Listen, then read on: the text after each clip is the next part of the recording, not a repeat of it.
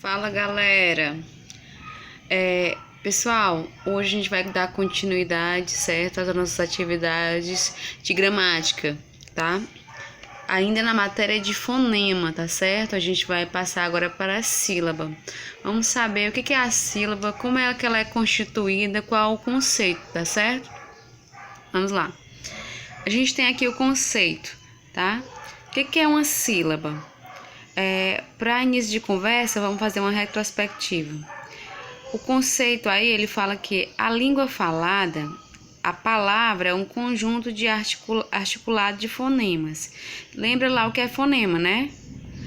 Por exemplo, ele dá alguns exemplos, dá 3 palavras. A palavra paletó. Paletó, ela tem aí, ó, o P é uma consoante, o A é uma vogal, o L consoante, o E, aquele é uma vogal, certo? O T é consoante e o O uma vogal. Aí partimos para outra palavra, madeira.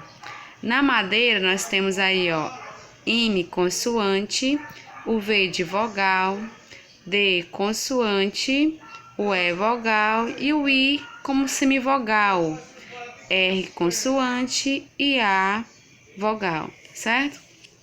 Aí aqui ele vem explicando. Os fonemas organizam-se em estruturas chamadas sílabas. Ou seja, cada sílaba é um fonema, tá certo? Lembrando que para ser uma sílaba, né? Lembra que eu disse para vocês, tem que ter uma vogal, certo? Mas em alguns casos, não por exemplo, tem que ter uma vogal, mas não é obrigado ter uma consoante, tá certo? As mesmas palavras estão aqui embaixo, tá? E aí o que eu tô falando para vocês é a palavra amora. O A, ele é uma sílaba, ele tá sozinho, ele pode ser uma sílaba sozinho. Não pode uma consoante ser sozinho, uma sílaba, tá certo? Mas o A, ele pode ficar sozinho e ser considerado uma sílaba. Mais uma vez, para ser sílaba tem que ter uma vogal, tá? Não é obrigado a ter a consoante, mas é obrigado a ter a vogal, tá? E aqui a gente tem consoante e vogal, consoante e vogal, tá certo? E ele vai dar definição melhor do que a sílaba. É um conjunto de sons que pode ser formado por apenas um fonema ou por um grupo de fonemas emitidos num só expiração.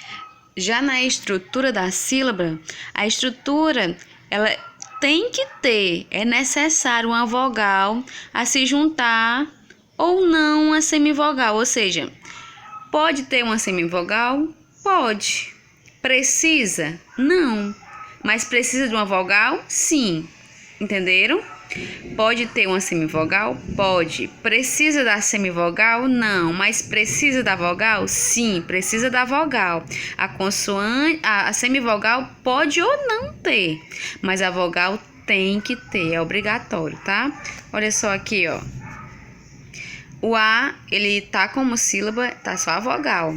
A outra sílaba, certo? Aqui, ó, MEI, certo? Tem uma consoante, tem uma vogal e tem a semivogal, certo? O que é necessário? A vogal. O que pode ou não ter?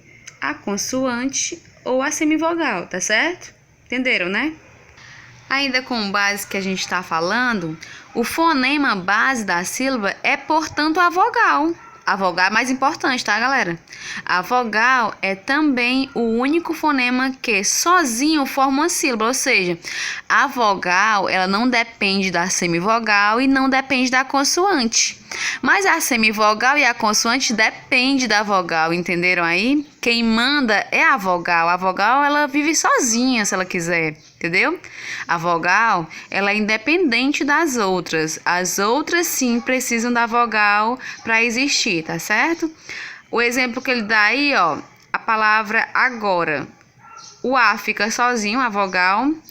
Aí o GO, que tem a consoante, a vogal.